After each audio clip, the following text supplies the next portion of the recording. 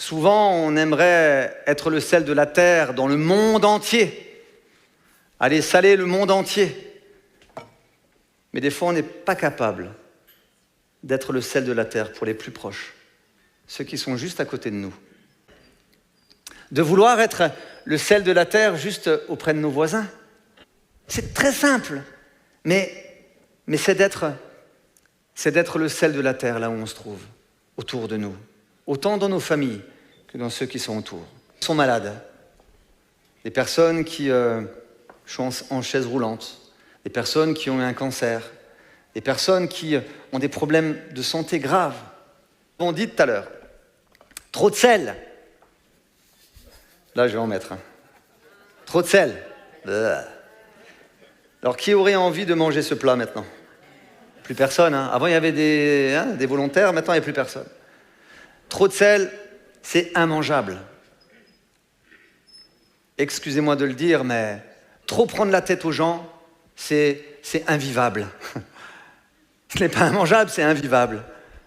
Parler toutes les 30 secondes de Jésus, dire Amen, Alléluia, Alléluia, Amen, Amen, Alléluia, toutes les 30 secondes, et vous leur mettez des têtes comme ça. Hein. Alors les gens n'ont plus envie de venir manger, hein. Ils ont plutôt envie de se sauver. Quand ils voient déjà de loin, c'est sur le même trottoir, le chrétien qui arrive, qui lui parlait pendant 3 quarts d'heure de Jésus alors qu'il l'a vu déjà hier, hop, il change de trottoir et hop, il se sauve. Hein. Trop de sel est immangeable. Si vous avez témoigné dans votre travail, si vous avez pu le faire, parce que c'est pas toujours facile de le faire, mais si vous avez pu le faire, arrêtez maintenant. Et priez pour les personnes qui sont dans votre travail, que vous côtoyez tous les jours.